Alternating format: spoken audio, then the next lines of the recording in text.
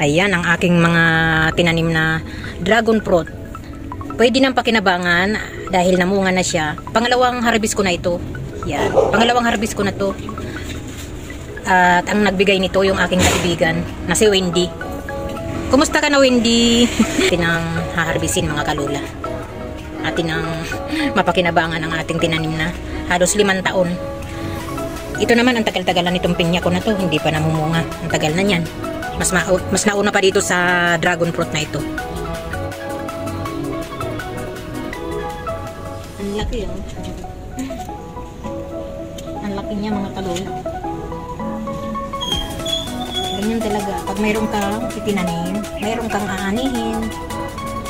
Kahit na maghintay ka na medyo matagal. Okay lang yan. Basta mayroon tayong hinihintay.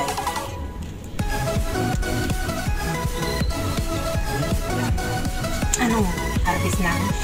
Ang ganda ng kulay niya. Ayan, nakikita.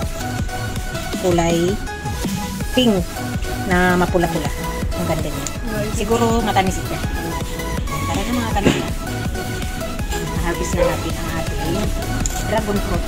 Maghihintay pa tayo ng mga ilang araw. Baka namunga pa tayo tuloy. Kasi marami pang space na pwede niyang mamulaklak. Tara na. Ang aking dragon fruit na tinanim, nakapag-harvest na ako. Ayan. Dahil wala tayong prutas ngayon, hatiin natin yung ating dragon fruit. Wow! Ang ganda. Violet na violet.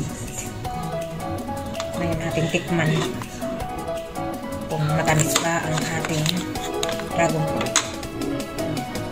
Atin nilang gumamit ng kutsara. Okay. Haggard. Ang tamis. Ang tamis talaga, promise. Totoo. Ang tamis niya. Ang tamis. Ngayon lang ako nakaano ng dragon fruit na sobrang tamis.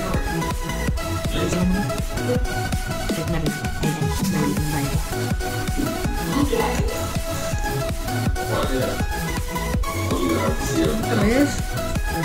Ang tamis na talaga, promise. Ang dami ko nang kinain ng mga dragon fruit. Pero itong tanim ko na to, napakatamis. Salamat, Wendy. Naalala kita hanggang ngayon. Kasi nang dahil sa kanya, binigyan ako ng itinanim na dragon fruit. Ngayon, napakinabangan ko na. Oh. Ang tamis. Ang tamis talaga.